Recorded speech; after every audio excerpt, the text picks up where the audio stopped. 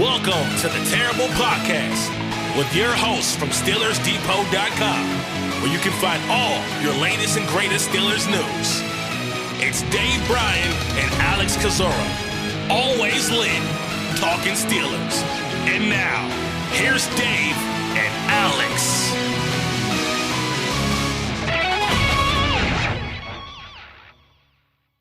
Welcome to the Terrible Podcast, Season 14, Episode 118. He's Dave Bryan. I'm Alex Kozora, SteelersDepot.com. Thanks for being back with us here this Monday. Steelers Nation, Dave, it is finally officially draft week. Round 1 getting underway Thursday night, rounds 2 and 3 Friday. Finish things out on Saturday. So I'm excited. You're excited. We're all excited. And our speculation can finally soon end, but not yet. A little more speculation to go. Absolutely. It's going to be a busy look. I mean, the draft runs through Saturday night. And then the process of tracking the undrafted free agents and then all the press conferences and all. So, I mean, even though once again, the draft ends on Saturday night, we'll be pushing on into early next week and going to be a busy next couple of weeks here for sure, leading up until the team obviously reports for rookie mini camp, and it's about that time again. So, yeah, I mean, a lot of speculation still left to do. Our mock drafts are coming. You and I here in the next couple of days. Several of the final mock drafts are from other contributors are slowly going up on the site now. We recorded a draft roundtable Sunday night with several of the contributors that will go up Tuesday. I don't know if I might make that midnight or, as early as possible on Tuesday. So, busy time here. And then, today we're recapping what was and was not said during the annual pre-draft press conference given by Omar and Mike Tomlin. And, we always, I got myself ready, slapped myself on both cheeks quite a bit to hope you mean your face. To try to parse to try to parse what wasn't said. And there was a lot of what wasn't said, but we'll spend a lot of time talking about that today, I think. Yeah, reason why this episode's coming out a bit later here on Mondays, we wanted to wait until after the Tomlin and Khan pre-draft annual press conference, which took place noon on Monday, to react to that. As Dave mentioned, we'll have a Depot draft roundtable go up on Tuesday at some time. My mock draft, my final one, will go up on Tuesday morning. Dave's Wednesday morning. We'll talk about it for the Wednesday show, the final podcast before round 1, day 1 of the NFL draft on Thursday. So just a quick recap of where everything stands in that regard. But as Dave mentioned, Tomlin, Khan holding their press conference. I know they're never going to say much. I was hoping for a little more from this, and even from the questions and the responses. There are some things here to note and talk about. And again, I understand they're always going to be pretty close to the vest when it comes to not telling you who they're going to pick. But this one, I don't know, maybe it's recency. I felt like past years you learned a little bit more about where Pittsburgh's head was at than you did this year. I think Omar slowly getting better at saying less, right. And how quickly he's been able to do that in what will be just his second draft that he's overseeing here. Yeah, look, I mean, we go into this every year thinking it's going to be vanilla, and to what degree of vanilla, and how much will we actually learn? How much will we be left to read in between the lines? And really, there's not a lot this go around here. I mean, they obviously didn't come out and tell us who their pick was. Obviously a lot of questions about the center position. And I'll say this, and it's something that we knew. They're not going to draft a quarterback in round 1. They did tell us that. And I'm going to go out on a limb and predict that they won't draft a running back or a long snapper or a punter or a kicker in first round. Now you get to the point where, it's probably, it's a little something that we've talked a little bit about throughout this process. Might they address the quarterback position in later rounds? I don't think you can, based on what Khan said, I don't think you can can totally count out the possibility of that happen. He did mention that all three quarterbacks are under contract or currently under contract for 1 year. So I don't think should come as a huge shock if this team drafts a quarterback late in this draft, albeit not guaranteed there. Hey, here's the thing. What do you think the moment that they get out of that presser and they get behind that closed door, do you think they give each other a high five and say, oh, got him? In other words, I mean, it very, very well was a Seinfeld episode, a press conference about nothing. Yeah, I think it's a box for them to check, and as long as they don't accidentally divulge anything of importance, which I don't think they did, they're probably just moving on with the business of finalizing their board in final draft meetings and just preparing. Frankly, although they're not done, Omar Khan acknowledged they're not completely done with their draft prep. They're basically towards the end. We're a lot busier in terms of draft related stuff than they are. They've had their meetings, they've scouted the whole process, they've had pro days and visits and everything. Once the draft rolls around, you kind of just wait for things to fall into place. Now, of course, there's trades and the movement and reacting to what the other 31 teams do, but the bulk of their work is basically over, and we're the ones kind of running in the hamster wheel right now. What were your thoughts on, because we knew he would be asked about it, Omar Khan, Mike Tomlin, about the possibility of trading, going up, going down? Again, a bit of a vague answer, which was to be expected, and I think the only thing any team can say is we're open to basically anything, but Khan did say you never trade away from a good player, which of course you don't, but maybe that seemed to hint a little bit there isn't a strong appetite to move down. Yeah, and we've said before, that the only reason you trade down is, if you do, it's probably only going to be a couple of spots, specifically in the first round, and it's going to be because you're guaranteed to get one of a couple players probably. And if you just look historically at this team, how long it's been, you have to go all the way back to 2001 was it? The last time this team traded down in the first round, and that was for Casey Hampton. I mean, look, anything can happen. And he said you have to entertain all options. You're never going to trade away from a good player. Anything can obviously happen, but as we sit here right now, and it's felt this way for a little while now, it would be a bit surprising to see them trade down in the first round this year.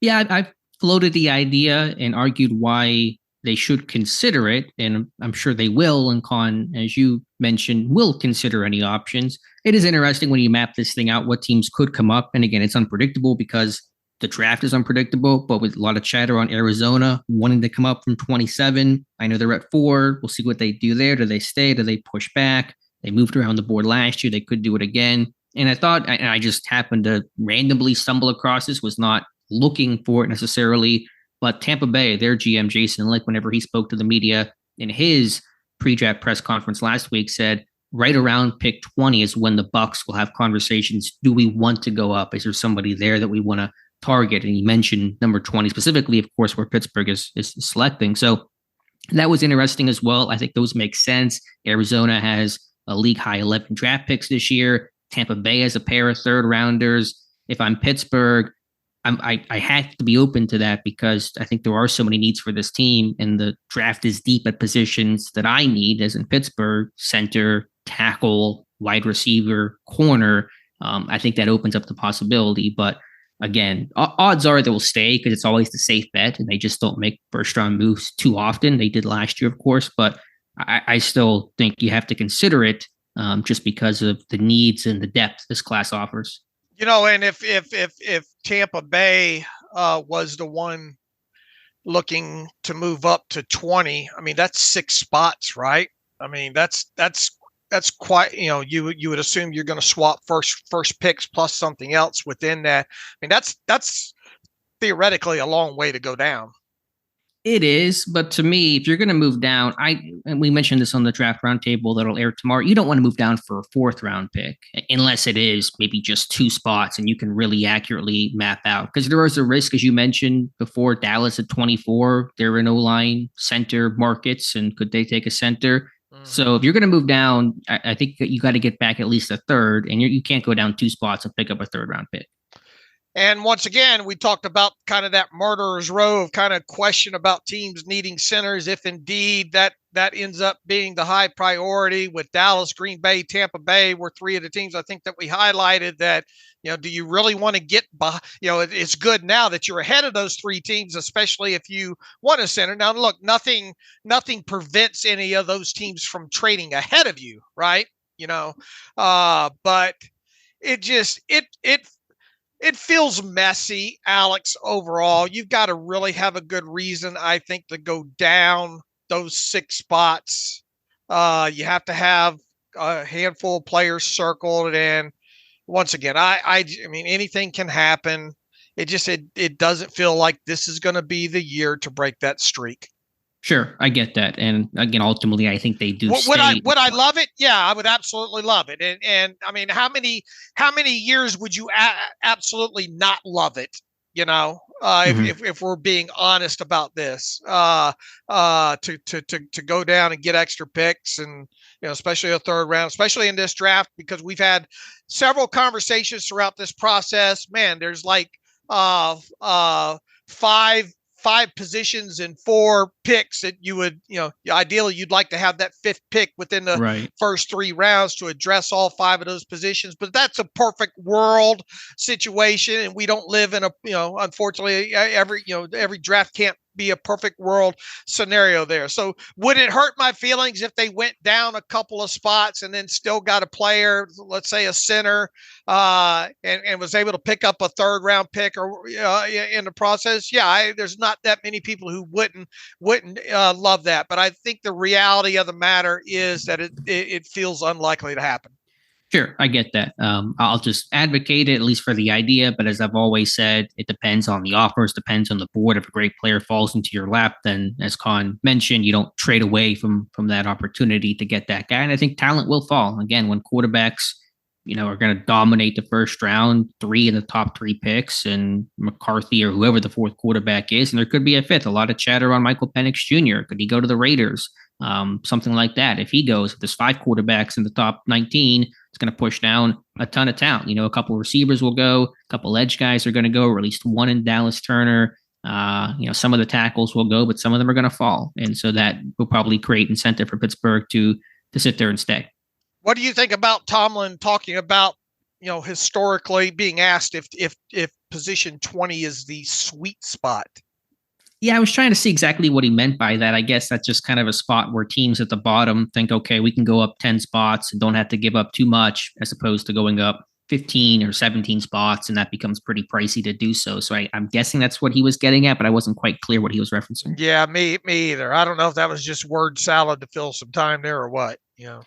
I thought the most notable quote, though, of the press conference came from Mike Tomlin regarding the pro day travels. And I was really disappointed. Nobody asked him why they only went to 4 pro days. That would have been one of the first questions on my list, even though the answer probably wouldn't have been earth shattering, like would have been just schedule and kind of they throw their hands up. But Tomlin did joke and kind of not joke that sometimes he looks at players at pro days that he's not interested in to kind of throw the media and you and I off the scent there in terms of what he's looking at. But I don't know about that for sure. I can see some of that to a degree, him talking to some kind of random guys. And he talked to Will Shipley, the running back from Clemson this year. I was going to drafting Will Shipley. Right. I was going to bring up because Will Shipley was one of the guys that you can see him hanging around and talking to. And obviously we don't think Will Shipley's going to be, if they did, it would be 6th, 7th round and those kind of things there. But, I mean, do they really care? I mean, is it really that big of a deal? Because if you had an actual camera just designated to follow Mike Tomlin around at every pro day, and the camera was fixated on him every moment he was visible there, how many different players would he talk to? Oh, and then what kind of conclusion, we only get the still shots and they're notable because they're the only things that we find. Right. But I mean, if you honestly had a camera with him moving, catching every action that he had during a pro day. And look, he doesn't know what's still, I mean, there are hundreds of people there, right?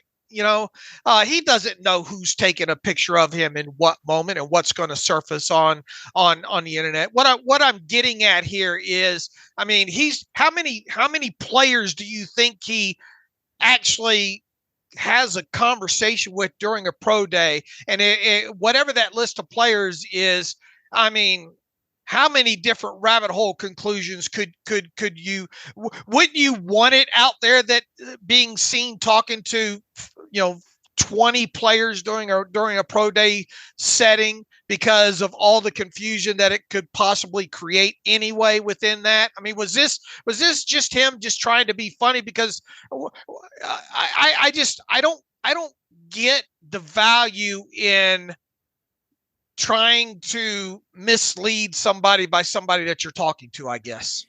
Yeah, I mean, to me, I still think that's a little tongue-in-cheek from Tomlin. Listen, as much as we obsess about all the details and minutia about pro day travels, I really don't care about whenever someone snaps a photo of Tomlin talking to a prospect. To me, that's a coach doing his job. If you're at the pro day, you're there to talk to the guys, learn about them. And I mean, was he talking to Junior Colson to make sure he got a shot showed up? So we immediately go, well, there's Mike Tomlin talking to Junior Colson. That means we got to put him in the third round or fourth round of our mock draft. Sure. The Steelers have high interest in Junior Colson. Yeah, I think that's all. People get too wrapped up in that, and that we don't even really talk about that much, but I know the internet kind of runs with that. To me, I care about where he goes. I really don't care about who he's talking to unless it's a pro day dinner, because that has more importance. But in terms of just the general, you're at the pro day, you're by prospect. That's what Tomlin does. Tomlin, he loves talking to people, connecting with people. You watch him at the Senior Bowl. He's always in somebody's ear. As he mentioned, he's the most boots on the ground head coach in football.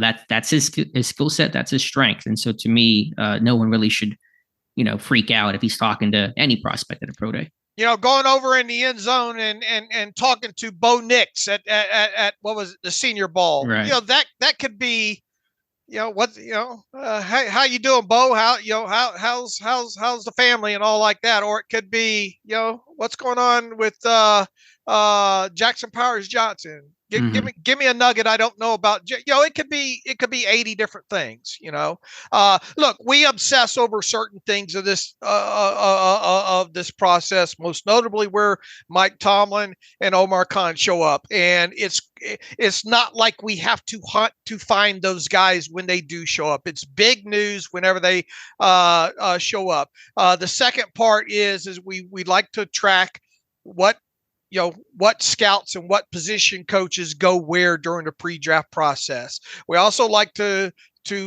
track, who comes in for pre-draft visitors. And there are, and Mike Tomlin laid out today the various reasons why you bring some of these guys in. And look, as much as we try to use those lists when compiling our mock drafts and all like that, the reality is that all the Steelers picks are not going to be pre-draft visitors, right? You got an interesting scenario now this year with them only going to 4 pro days, which, brings into question, will this be the year that the first round pick is not a pro day? Mike Tomlin, Omar Khan, present type scenario there. You would have to think, though, there's good chances that at least one of the draft picks that the Steelers make this year, just from a historical standpoint, will come out of one of those four places that Mike Tomlin went to. But yeah, I mean, just trying to wrap it up in a bow here.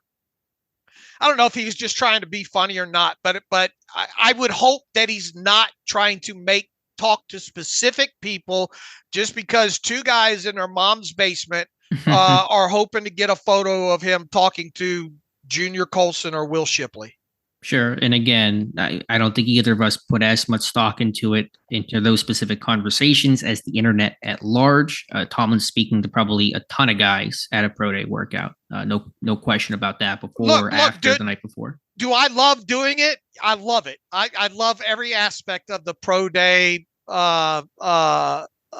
cycle and getting these people here and there, but you have to, over the years, you try to connect the dots in other fashion, various fashions as well.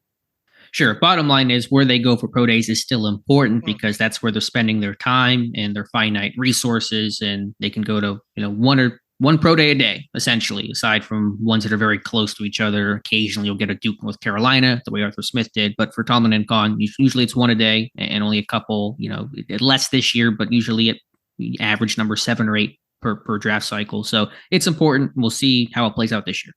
And he did kind of talk out, not much. I mean, not a huge talk out of the other side of his mouth, but he says, personally, when I'm at a pro day, I'm trying to get to know as many people as possible. And that's why we go to some of the pro days that we go to, talking about Georgia. We go to Bama, we go to Michigan kind of routinely because you see a lot of prospects. It's something else we've talked about of why they go to the pro days that they do.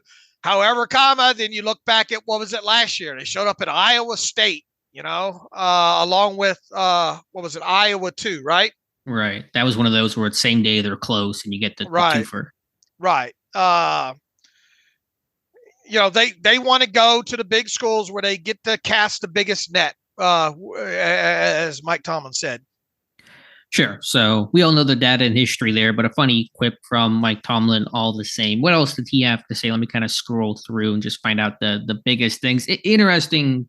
And he was asked about this. Tomlin didn't bring it up on his own, but was discussed, when you evaluate a tackle that might kick inside, and there's a bunch of prospects this year Pittsburgh has looked at who are those conversion candidates, Graham Barton, Trey Fontenot, Talise Fuaga, et cetera. He was asked, Tomlin was, what do you look for in the traits to try to project that evaluation? And Tomlin said basically football IQ and any sort of background there. And to me, that basically describes Graham Barton, where you have the high football IQ and the background there playing center his freshman season before kicking back out to left tackle. So I don't want to put my tinfoil hat on too tight and say that he's, trying to hint at taking Graham Barton, but that comment to me described Graham Barton. But don't you know, would you think that, he knows we're no dummies out here. We know, it's easy to link Graham Barton to the Steelers, and everybody has had the conversations, most everybody, about the center experience that kid had during his freshman year and how, it's not entirely a foreign position to him. Do you think he's going to routinely throw out well, here is your one key takeaway from this, oops, I slipped? No, I don't think that. But the issue with Barton is how well can you project him inside? How confident are you that he can play NFL center, which he would in Pittsburgh? And what Tomlin's thought process broadly, but it applies to Barton, is okay, to try to evaluate these guys, to look at their football IQ. Do they have the ability to make line calls and identify, fronts and shifts and help make changes if need be? And have you done it before in the past? And if you check both those boxes, we are more comfortable projecting you into a full-time role there. And Barton checks those boxes. Sure. And so that's my takeaway from that. Nothing earth-shattering. We've talked about Barton, about why he could be that pick and why teams are projecting him inside and specifically to center. Although I think there's a case to be made, as you've made, Dave, about him going to guard. But just trying to fish for something notable, that was one of my takeaways. Look, will true or false, the Steelers will draft one of Graham Barton, Jackson Powers Johnson, or Zach Frazier? I'll let you know tomorrow when I make my mock draft. I have not. I've gone back and forth. I've been leaning them going center. To kind of play off of that, though, one of the first questions, maybe the first one, was about the center position, and Omar Khan did again mention internal options. Does that hint that they're comfortable with, not taking a center in the first round, and they're more confident in Nate Herbig than you and I are? Or is that just Khan giving a general answer? Well, then to add on to that, Mike Tomlin says that they're not overly thirsty when it comes to one position, right? Well, yeah, but if they were, would he tell you we're thirsty? Right, we're dying. Right. I'm these pretzels are making me thirsty. That's the first thing that popped into my head. Do they really believe that? Look, I can't help but keep going back to what Omar Khan said around the combine, around the combine time, where he says we owe it to ourselves to find the next great Steelers center. All right. So, all right. Does that mean you're going to try to find it on your own roster right now? I have a hard time believing that. But this might have been the one time that Omar Khan, I don't want to say slip, because, I mean, it's been a Captain Obvious kind of thought, across, analyst and fan base anyway. But there's a standard here. He told Jenna Harder of PXI around the combine time, I got spoiled. I was around Marquise Pouncey and Jeff Hardings. That was my time here. Obviously, Dermonte Dawson. There were plenty of great centers here. There's a high standard, so we owe it to ourselves to look at everything to try to find the next great Steelers center. What does that mean? It means I'll let you know after Thursday what it means, I guess, ultimately. I get that. And I've talked about the need, and I am not as confident as maybe they are in some of their internal options. But, Omar has mentioned Nate Herbig a ton. I was just pulling up a quote from, I guess it was the combine. And there was a quote where he repeatedly kept saying, we feel good about Nate Herbig. We have Nate Herbig.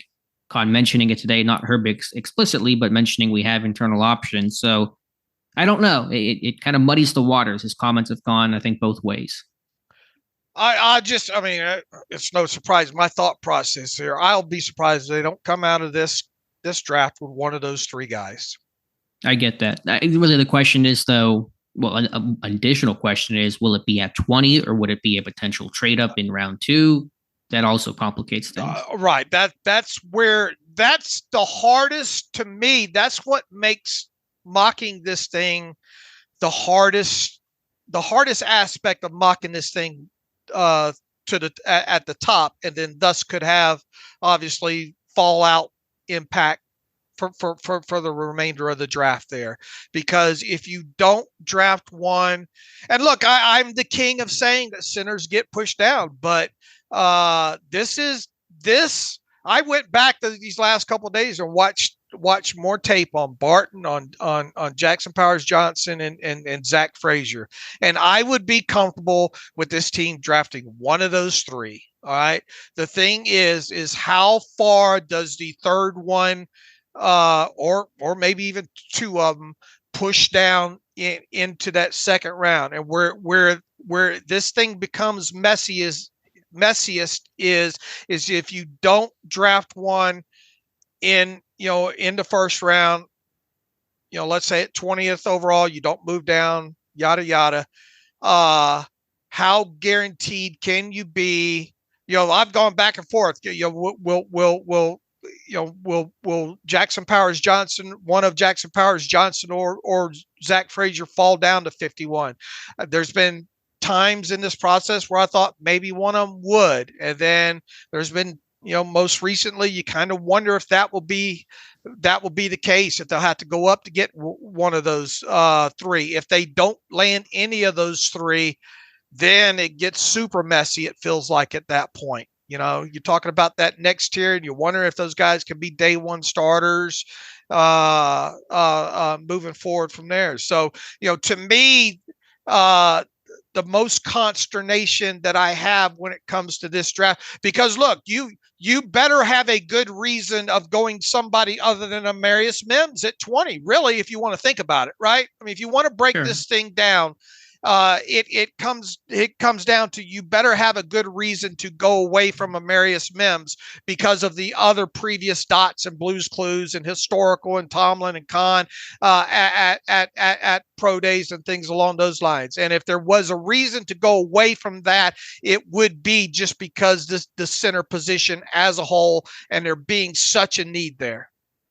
Yeah, no, I get that. It's still the question I wrestle with, and the question I will wrestle with until the pick comes in at 20, assuming they stay there. Is it a tackle or is it a center? And if it's not a center at 20, had they brought in more center day 2, day 3 types, that would have told me maybe they're open to not taking it early. But really, the only actual center they brought in beyond the top three was Hunter Norzat from Penn State, who I do think is going to be their plan B, fallback plan. If they don't take a center, take one of those top three guys. But, I mean, they brought in McCormick, but he's been a guard his whole career that might end up playing some center.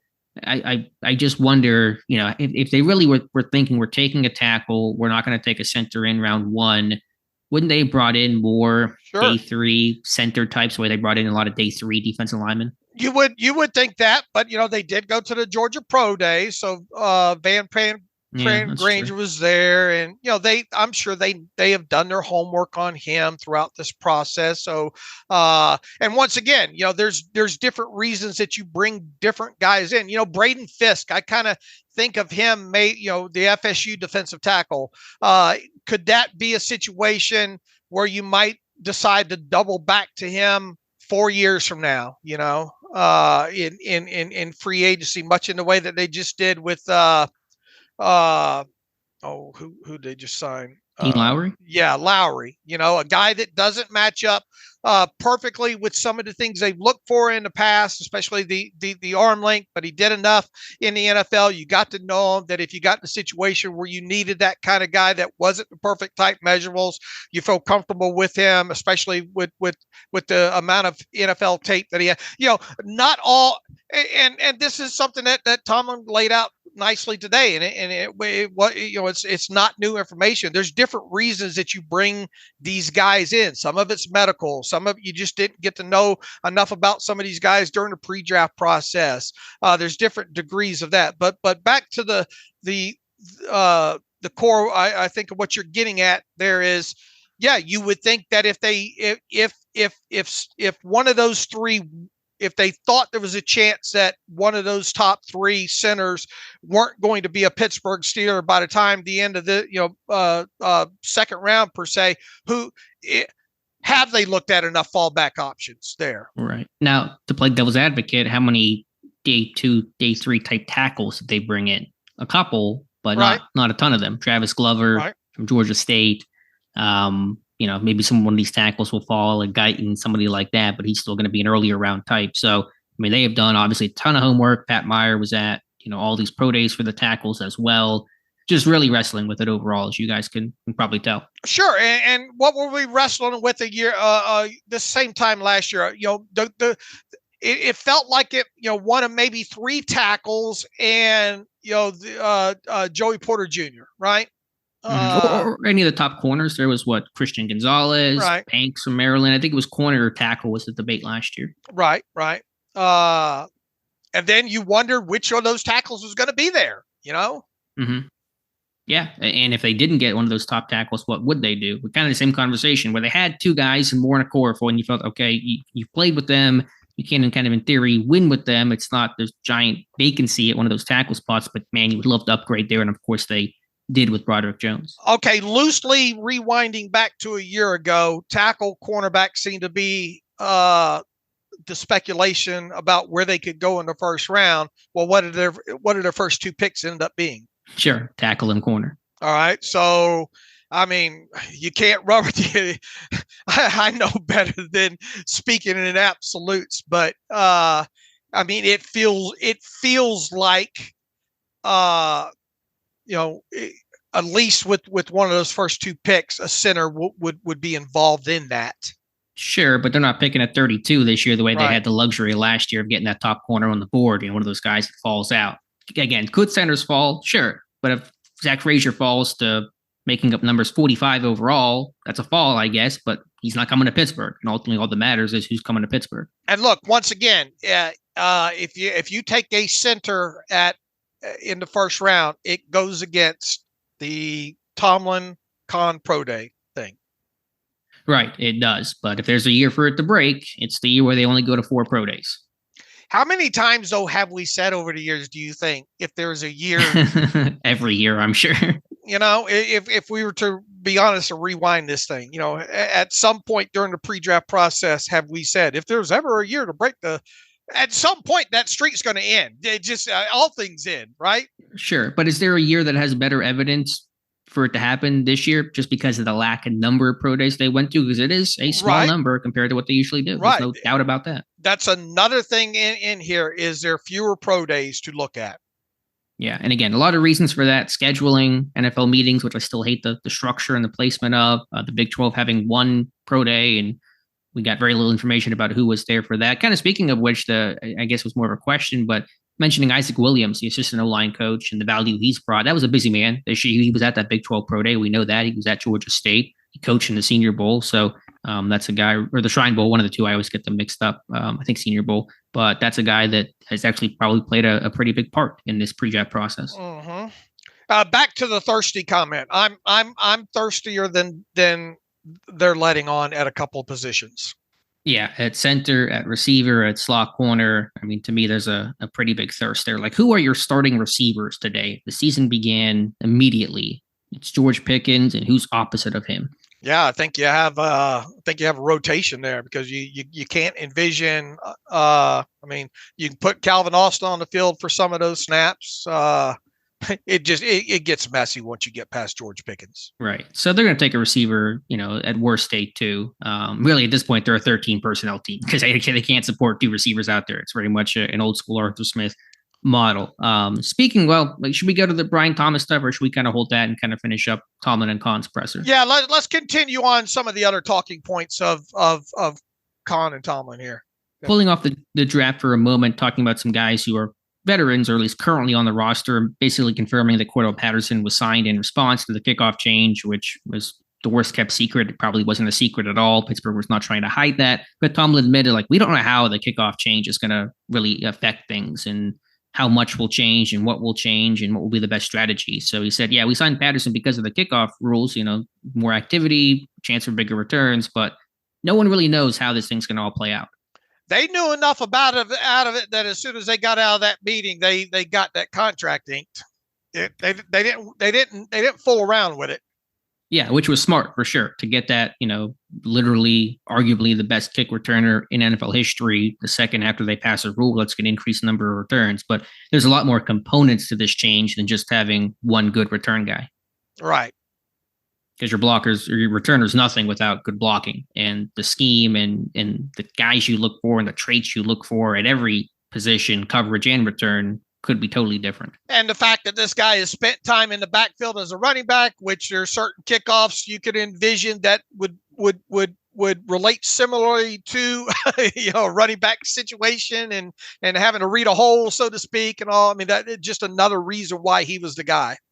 Right. And then moving on from there at cornerback, question about Cory Trice Jr., Darius Rush, pair of rookies last season. Of course, Trice tore his ACL, missed his entire rookie year. Rush, Pittsburgh became his third team. He bounced around quite a bit, but Tomlin holding high expectations, as the old reasonable expectation for Trice and Rush to be much better players and can impact the team in year two. Yeah, those guys have, as we've mentioned, are kind of wild cards. You hope that they take steps in the right direction and can contribute in some capacity. Who knows? Maybe even steal if the progression's good enough, maybe they steal a starting spot at some point.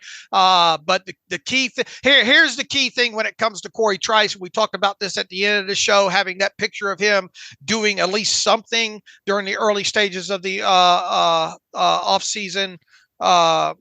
Workout period getting up underway here. The next date I have circled on my calendar is rookie minicamp, because I believe he should be eligible to participate in that, because he did sit out the season. And if indeed he is deemed eligible to participate in it, to what level will he be allowed to participate in it from a health standpoint? So that's the next date I have circled on the calendar when it comes to him. And then if he does not participate, at a full level in that rookie mini camp, then obviously you would circle the OTAs as the next potential date in there. So did we learn anything new there? Not really. I think the big takeaway with Cory Trice specifically is, let's see what happens at this rookie mini camp. Tomlin said that Trice was, quote, moving in the right direction when asked about Trice's status in that ACL recovery. Yeah, I mean, they're going to be careful with him still, I'm sure, as long as he's able to go out in the field, do something, maybe individual work. I don't know exactly how much insight we'll get into that, hopefully get a report or a video or something. But as long as he's on the field working, in some capacity, I think that's a pretty good sign for his camp readiness. All right. Also talked briefly about Cole Holcomb.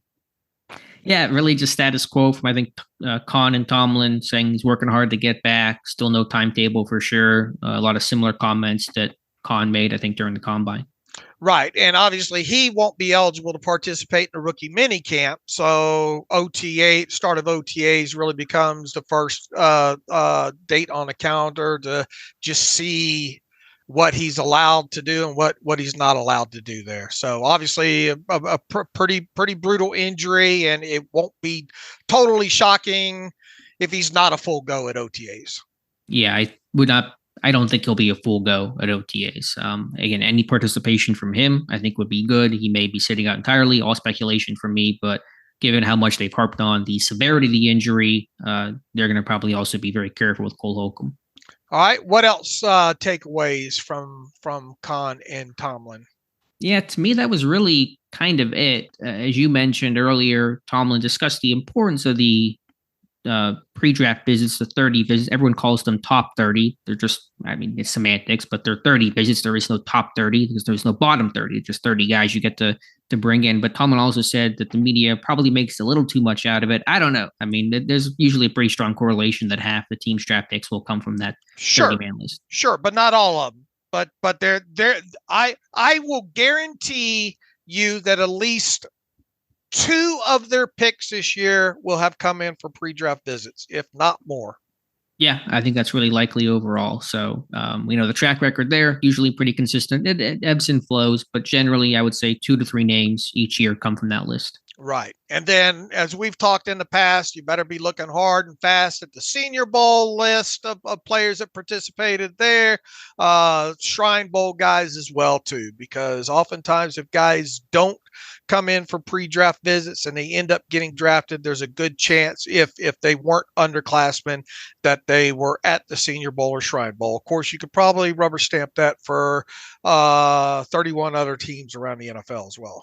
Right, especially with the Senior Bowl relaxing some of the eligibility for its participants and just not having a bunch of underclassmen this year. It's a pretty senior-heavy class, and so you got a lot of fifth-year guys. You got a bunch of six-year guys too, and so that brings up the age. I think that'll start to shift back to normalcy maybe next year, because I think some of the guys that are going to be next year won't be as impacted by the COVID year type stuff as the last couple of classes have been. Yeah, look, you look at some of the ages, especially, some of these guys, we don't know how old they are really until the Dane Brugler guide comes out.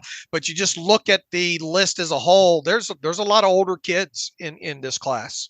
Yeah, and Pittsburgh generally looks for somebody younger, around 21 or so. Broderick Jones was, 21 last year when he was drafted.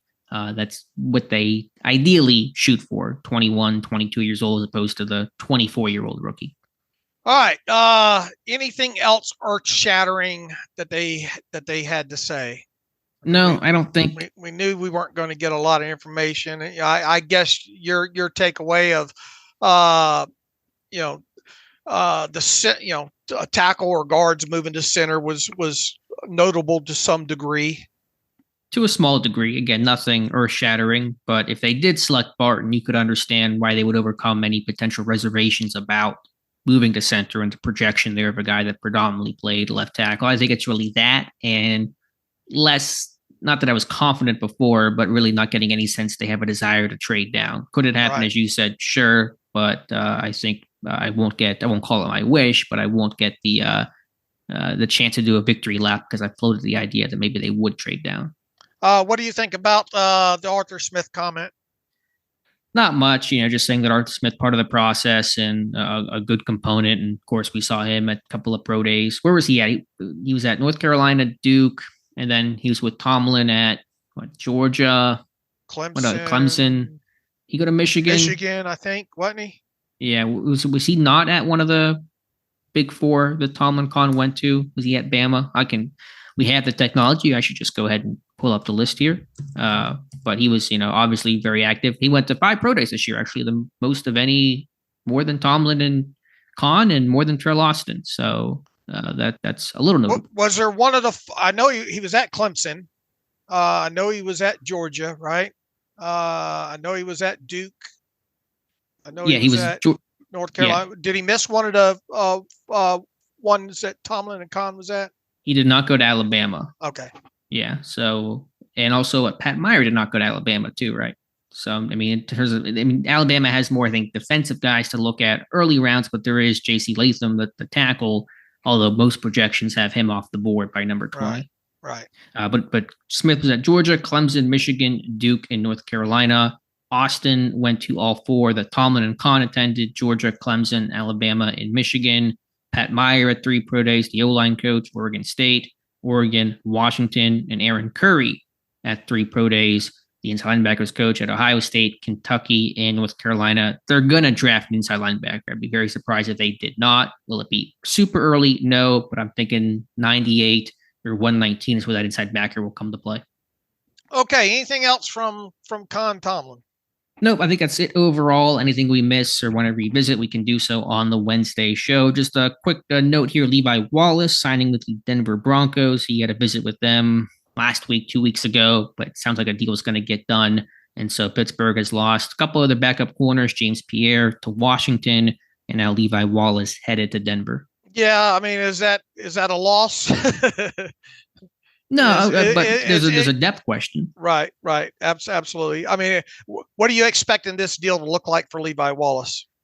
1 year for $3 million, $2.5 million, something like that. Okay. All right. Is that where you're head? Yeah. I mean, it's not going to be a lot. Yeah. But I mean, again, who are your backup corners right now on the outside? You got Dante Jackson, presumed starter, of course, Joey Porter Jr., and that's where I think Trice and Rush come into play, because those, not that they're going to add, but how early will they add? They got so many needs. Are they going to take a corner super early? Probably not. So there really could be a chance there for Trice and Rush. Wonder what the reasoning is for Denver this close to the draft and with the compensatory free agent season officially ending next Monday. I wonder when it will become officially official, if you know what I'm getting at. Maybe there. They don't file the paperwork until next Monday or something like that. But I don't know where they're at in the formula. They're going to get a comp pick for Cushenberry. So I don't know where they're at, in terms of what picks they're expected to get or what value. The best thing that you can hope for is it happens before, that it becomes official before Monday, and that it's at enough of a price where it maybe cancels out somebody that the Steelers have signed. But even so, it's going to take a minor. I bring all that up just because of the compensatory value formula and all like that. And the Steelers, even if they were to sign Levi Wallace at I don't know, $3-4 million or whatnot, and it helped cancel out one of the guys that the Steelers signed and free. It would take a minor miracle still at this point, I think, for the Steelers to come away with a compensatory pick for 2025. Yeah, that seems to be where this team is trending based on their free agent moves and some of the information we get from Nick Corte and Over the Cap. Dave mentioned this a little bit ago. Been some buzz from the draft analysts. Of course, the final week here, we're doing our mock drafts, but every national outlet and reporter that partakes in mock drafts are making their own. And we'll see where the winds blow this week. Probably still an O-line slant and focus, but there's been a couple of recent ones. I know from Peter Schrager and I think even Jonathan Jones. And I think even not a mock draft, but in a podcast from Dane Brugler, a lot of mention on Brian Thomas Jr., a receiver from LSU. Brugler thinking that 20 might be the floor for Thomas, and says Pittsburgh seems to really like him. Schrager and Jones had Thomas as their pick in their mock drafts. I don't think that's their final ones, but recent ones overall. What do you make of the buzz on Thomas? Well, I mean, I think it's a little bit of validation for you, right? You had linked Thomas as a possible wide receiver way back early in the process. Now before the Deontay trade, I had him in one of my mock drafts. Right now, I'll be really shocked. I mean, you want to talk about getting away from the Blues Clues, connect the dots and all. I mean, you would think, with Khan and Tomlin not showing up at the LSU Pro Day, at the bare minimum, they'd bring him in for a pre-draft visit. Doesn't look like that has happened with him. So I would be really, really shocked if Look, I'd be shocked in general if they went wide receiver at 20th overall. I would really be shocked if Thomas was the guy. Okay. Yeah. I mean, certainly doesn't feel like it, although I think he's an interesting, talented player that would fit an obvious need to not How many players have there already been in the pre-draft cycle that the Steelers really love this guy? Just broadly for the entire class? Yeah. I mean, local reporters, national reporters, I've seen the Steelers really love Graham Barton. I've seen the Steelers really love Brian Thomas. I've seen the Steelers really love Zach Frazier. I've seen who else? I mean, those are just the three that off the top of my head between national and local guys that have said the Steelers really love this guy. No, yeah, certainly you get some of that, just fodder. But when you have some of the connected insiders, quote unquote, putting Thomas at 20 in their mock drafts, and I think Brugler not even just saying that they love him, but that's his floor. That's the furthest that he could go. It's notable. But when you don't have Tomlin Kahn at your pro day, Andy Weidel was at the LSU pro day, but again, no Tomlin Kahn. Had Thomas come in for a visit, the way that A.D. Mitchell came in, that would have made more sense. That would attract more. Just hard for me to imagine the first round pick won't have one of those boxes checked, either the Tomlin Kahn pro day or failing that, the pre-draft visit coming to the facility. I agree, sir. But if he gets to pick, I mean, I wouldn't hate it. You can have questions about how you address the offensive line at that point, but from a talent standpoint, focusing on the player, not what's around him, what they didn't do, what they did do in the case of Thomas. Height, weight, speed guy, dynamic, great ball tracking downfield. I think he's got to work on his intermediate route running, but I think he has the tools and ability to sink his hips and change directions to do that. Willing blocker. It's a great clip of him. I think it's Alabama 2 years ago, running a corner out of bounds. And so I could certainly see why they would like Brian Thomas, but the box checking is not there with him. And boy, if it gets real messy with mocks too. If you go wide receiver with that pick. It does. So that's the news on Brian Thomas. We'll see, and more speculation, I'm sure, is to come. Anything we're missing here, Dave? It feels like we're missing something, but I think, with the Tomlin Kahn presser, that's dominating the conversation today. Yeah, I think that's the main talking points today. Let me ask you. Go ahead. Let me ask you this. And your mock draft will come out Wednesday, and we'll dive into that for the Wednesday show. Did anything that Tomlin and Kahn say today sway you at all in terms of where you had in your head what you might do at number 20 for this team? Nothing. Do you care to share where you might be leaning or any sort of thoughts you have as you make your one and only mock draft, the one shot at this thing? No. Okay. All right. This is not going well for my line of questioning here. Okay. No. So, but that'll come out on Wednesday. Mine will come out Tuesday. Again, the big debate, I think, is tackle and center. I've been leaning center. I'm starting to think, okay, could they go tackle? Well, obviously they could. It really feels like a coin flip to me. I don't know where they're going to, ultimately fall at.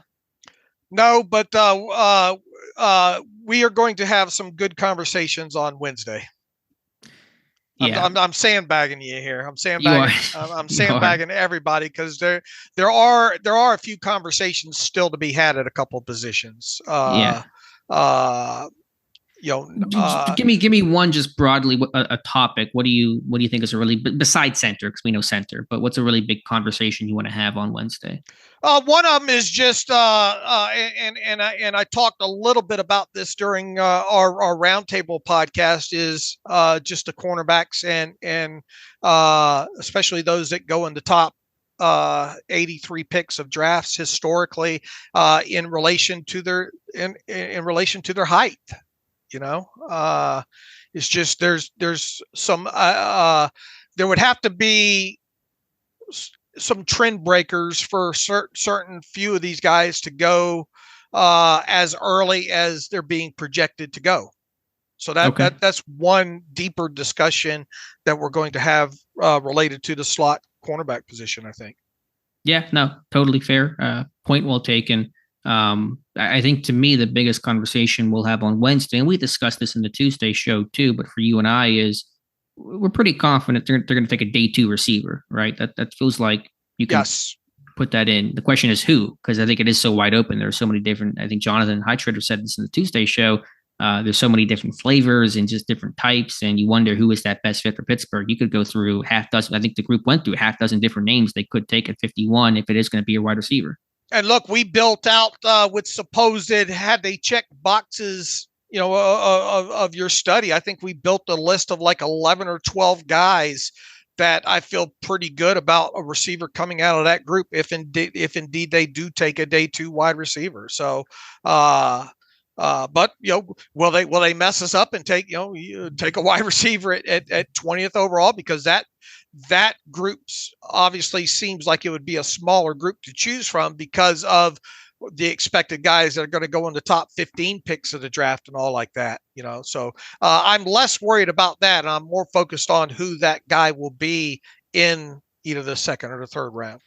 Yeah, there's options. I mean, there'll be talent, but sort of Roman Wilson. I was watching more receivers last night, kind of last second prep work, and I think Wilson's a player that they're going to like, but he has played more in the slot. And Malachi Corley, somebody that they probably like, but I think his route tree was pretty non-existent, and I think his separation, he's not really natural at that. So is it a bigger guy they want?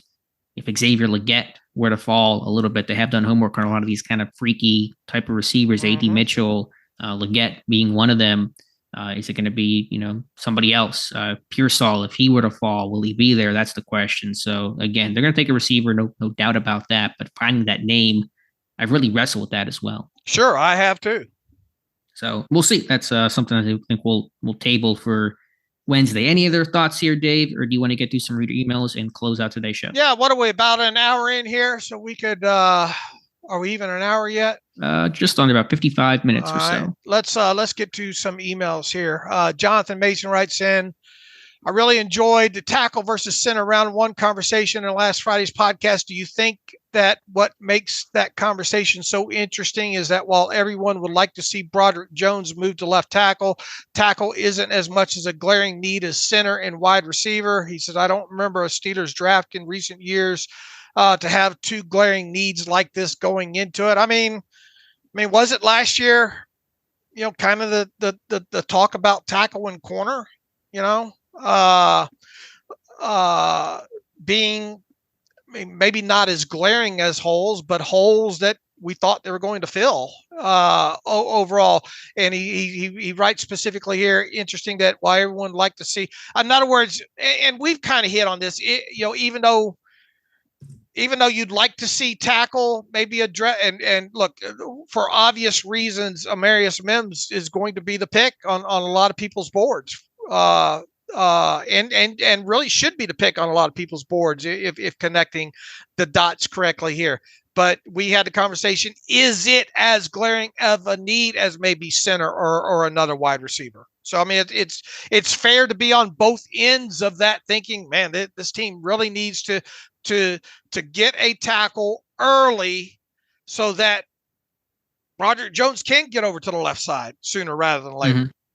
Yeah, that's where I get the push-pull of my desire, as I've said many times and maintained, to move Jones over. I think that's really important for him, for the organization, but also recognizing there is nothing at center right now. Maybe they're higher on Herbig than I am, but I'm really concerned about that spot. So it's kind of this need at center with a little more of a want, quote unquote, with tackle. But to me, when it comes to the center, tackle debate is, they've just shown interest in all the top names, and there's depth, there, and trying to find out who, last year there wasn't depth at tackle. They only brought in 3 tackles last year for visits, right? Broderick Jones and Anton Harrison. And so you kind of had a cleaner way of evaluating that group. Only brought in, I think, 4 first-round Did they bring in corners. Wright last year or no? They did. Darnell Wright, yeah, he did come in for a visit. Right. He was off the board by the time Pittsburgh picked. He went to Chicago. They only brought in, I think, 4, potential first-round corners last year, and maybe 5. And one of them was Porter, who was a local visit, didn't count against their 30. It just felt a little. There weren't as many names to discuss last year. It felt like this year it's the whole kitchen sink of names. And again, you take a center in the first round. Can you get a tackle in the second round? You could. Names start to dry up. Same applies at center. Or if you take a tackle in round 1, can you get that center at 51? You're having a tougher time making it all fit. The NFL is already starting to mess with your complete 7-round NFL mock draft. Oh, they make a trade. Yeah. Are you serious? Yeah. Zach Wilson has to get dealt. The Broncos now have Zach Wilson. Right. The Jets have traded Zach Wilson to the Broncos. All right, that's looks like a 6 and a 6-4-7th, according to Rappaport. So that shouldn't. All right, we can deal with the Zach Wilson trade. That's a minor compensation. I'm only in the 6th round of my full 7-round mock draft, so I think I can make it work. All right, make sure you get the details of all them picks right. Yeah, I'm gonna have to. Yeah, if the NFL could just not make any trades for the next 2 days, so I can post my 7-round mock, that'd be great. Yeah. Thanks for the email, Jonathan. Let's go to Arthur Elliott. Dave and Alex love the show. I believe we are in agreement that center, tackle, cornerback, wide receiver, interior defensive line are the top needs for this team. What are 2 from each position you guys like the most from the Steelers? Oh Lord. I mean, look, I mean, the center position in those top 3. I mean, there you can go through each of these 3 top centers, pick out good positives and some warts on each one of them there. So, I mean, I think it really is hard to rank each of the top 3 centers overall, other than to say that, man, you really hope that they come away with one of those top 3 centers. As far as tackle goes, and what we think might be there, at least in the 1st round, I mean, it's Mims and probably Latham as far as guys that I feel potentially could be there. As far as cornerback goes, I mean, if we're talking about not addressing it like the 1st round and guys that, if they were to address it in the middle rounds, I think you get into the Melton, Phillips, Sainristil conversation there. Wide receiver, that list, I really like Ricky Pearsall. I really like Roman Wilson. Leggett is very intriguing guy. Once again, you could build that out very easily. And as far as defensive line goes, I mean, as far as guys that quote unquote fit, I think it's a Rowe and Mason Smith. Especially middle round guys that you kind of wonder where those guys might go, if they'll be on the board, at certain picks. So I think loosely that's the list. Yeah, I think that's a good way to look at it. That's obviously a pretty big question with a lot of names to potentially go through. When you look at center, I'll mention again, you look at the big 3. If it's not one of those big 3, then I think you really zero in on Hunter Norzad from Penn State as a guy that might be closer to plug and play ready with the IQ to step in and really have a true competition with Herbig. Wouldn't be guaranteed the spot. Obviously, there'd be a real battle there. But I think that makes sense overall and why he was brought in for a visit. So that's kind of how I view center. But yeah, I mean, again, you mentioned a lot of the key names. Let's see. Larry Griffith really wanted to make sure we got his email read. Larry from Cary, North Carolina. Could the fact that Ayuk's agent said nothing is happening with the 49ers be him trying to get his player paid? Talking down the draft capital would be a good thing for them in what they what they care about is Ayuk's contract. Is my tinfoil hat strapped on too tightly? Here's the long and short of Ayuk and the trade situation, Larry. I mean, he's, regardless of what happens with him, he's going to come out of this with a contract, you would think, so I don't think his agent tamping down some of these, outside major media guys has anything to do with getting his paid, because that's going to be the end result of this regardless. Does that make sense? It does, but when does it happen? Does it happen now? Does it happen in camp? Or is it next year? Well, you would think that if they were going, and I use that loosely, I mean, with this wide receiver class and all like that, you would think the 49ers would really like to get a deal done before the draft. Now, part of getting that deal done would be allowing the agent and the player to talk to other teams, because no team, in my opinion, is going to trade for him thinking that they don't have a deal in place with him. So the end result, whether he stays with the 49ers or gets traded somewhere else, is him getting paid what he thinks he deserves to get paid. Yeah. When you said make a deal, were you saying with his contract or a trade? I was thinking contract for some reason. No, deal meaning trade. Okay. I got you. Yeah, certainly you would ideally like to do that before the draft or on, that is the other factor. Is there a chance he gets dealt on draft night? I can't rule that out. No, and until it doesn't happen, no. I mean, but look, I know that there's GM speak and agent speak and all like that. My gut feeling on this, since kind of the John Lynch came out, around right after the pro days and all like that, I truly believe they want to get something done with him.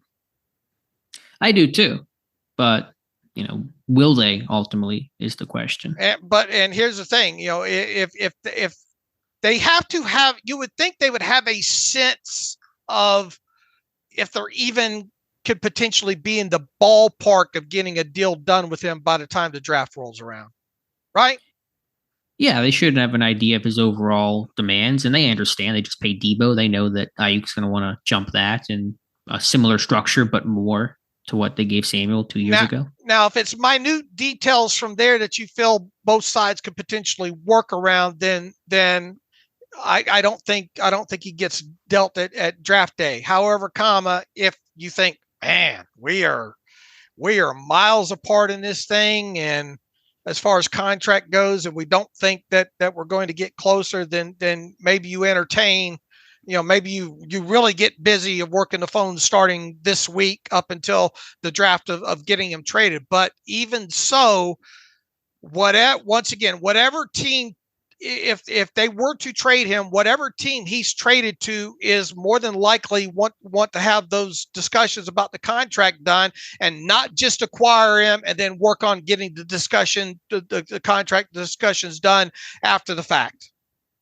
Yeah, because you have no leverage. You just traded for him. You basically have to sign him. If you don't, you look terrible. And so you want to get that all figured out beforehand so you don't accidentally just acquire a 1-year rental for, a second round pick potentially. But I think to the question, why is his agent doing what he's doing? I think the first time he responded was to shoot down the notion that Ayuk had asked for a trade, which is a pretty important thing, I think, to get out ahead of, to make sure that publicly your guy looks good and doesn't, kick up even more and more rumors and people get mad at him for asking for a trade if a guy didn't do it. The second one, I think if the agent just kind of annoyed at all this chatter out there and is going to kind of just trying to shoot some of these guys down to hopefully get some of this chatter to stop, some of these kind of your tweet ports out there to hurt their credibility. I don't know. I'm just along for the ride when it comes to Ayuk right now. Yeah, I am too. But by week 1 of the 2024 season, will Ayuk have a lucrative contract he desires? That's a good question. I'll say yes, but I say yes as well too. That's why I say the contract's although the contract is important to whatever team, in the grand scheme of things, I don't think what the agent has done recently has anything trying to he's going to get paid. It's just a matter of who he gets paid by, if it makes sense. Sure. Yeah. I don't think the agent is doing any of his tweeting for that aspect. I think he's just trying to body some dudes on Twitter to take them down a peg or two. That's my reading. And should mention here, Larry, Blake Watson, the running back from Memphis, who I kind of like, is from Cary, North Carolina. When you said that, I went, there's a prospect I studied from Cary, North Carolina, and that is one Blake Watson. Jonathan Bancow writes in, longtime listener, first time emailer. Been listening to the show since I was a freshman in high school. I'm now a senior in college studying mechanical engineering. Appreciate you guys. My question: if the Steelers were to select Graham Barton in the first round, and then in the second round, Zach Frazier is still on the board, would it be reasonable to draft Frazier to play center and then play Barton as the right tackle? Interesting question there. Man, you're already talking about. Here's the thing. Is there a team out there that might be willing to draft Barton just to play either left tackle or right tackle? I don't think. I mean, personally, I find the lack of length not not great for a team to decide that. It feels like whatever team does draft Graham Barton, it will be to play him at either guard or center. Long story short, Jonathan, go to my go-to phrase there. I would be absolutely shocked if the Steelers went Graham Barton and then Zach Frazier in the second round. It feels like it's one or the other that's going to end up on the Steelers. Yeah, I've gotten that question a couple times. That's not my read of it. If they go, they're going to take a true tackle, I think, to play tackle for them. A Mims, if they go later rounds, a Blake Fisher, maybe a Rosengarten, something like that. I don't think you're going to move Barton to a new position he's never played before and probably isn't ideally suited for. That's just kind of a messy all around. Let's see if we can get one more in here from Brian. Writes in, if the Steelers draft a right tackle in the first round, allowing Broderick Jones to move to the left side, what happens to Dan Moore, and who would the team be counting on to be swing tackle on game day? Last season, the coaches pretty much said that Dan Moore can't play right tackle, so he couldn't be a traditional swing tackle. He's only go to left tackle. He'd only go to left tackle in case of injury. Does that make him a player likely to be traded before the season starts? Would the team really go into training camp with no better swing tackle option than the unproven Dylan Cook? Or would they sign a lower end offensive tackle with NFL experience to be the number 3?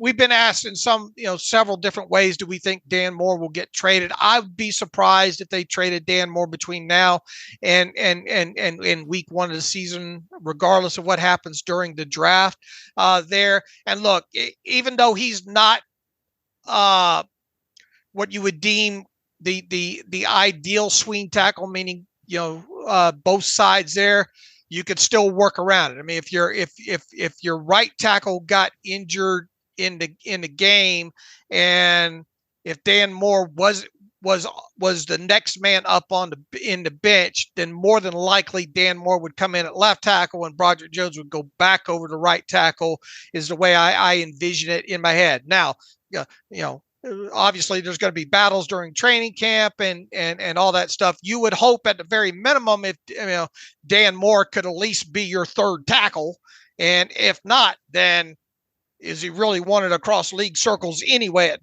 that point? So you could work around the messiness of someone you drafted being the right tackle, Broderick Jones opened this, and that guy opening up at right tackle to start the season, Broderick Jones being your week 1 left tackle.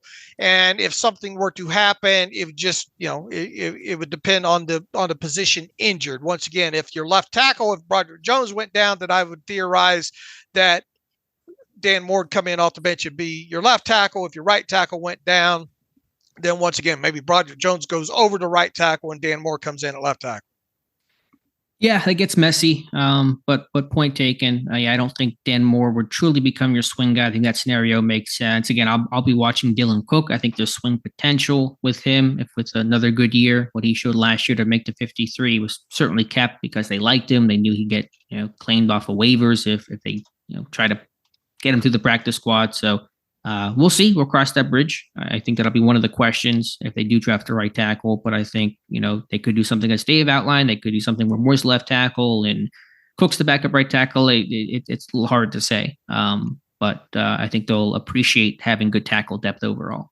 All right. I think we got through most of it here. As far as the email machine goes, once again, we have an exciting episode for Tuesday for you. That's 100% a pre-draft roundtable with several contributors who have done work and profiles on the site. I think that's a couple hours long, so hopefully that'll keep you entertained. And then Alex and I will be back on Wednesday reviewing our mock drafts and having a couple interesting discussions, I think, about a couple of positions on top of it there. So hopefully that'll be entertaining as we start inching closer to the start of the 2024 NFL draft on Thursday night in Detroit, Michigan. So in the meantime, as always, you can follow me on Twitter/X at Steelers Depot. Follow Alex at Alex_Kozora. Follow the show at Terrible Podcast. Email the show, theterriblepodcast@gmail.com. If you like what we do and want to donate to the cause, SteelersDepot.com, hit the donate button. Also, if you like an ad-free version of the site, SteelersDepot.com, hit the ad-free button and follow the directions that way. Certainly do appreciate appreciate everybody listening and sticking with us throughout this pre-draft process. And once again, be on the lookout for the Tuesday round table episode, and Alex and I back again on Wednesday with our normal episode. So until then, as always, thanks for listening to the Terrible Podcast with Dave and Alex.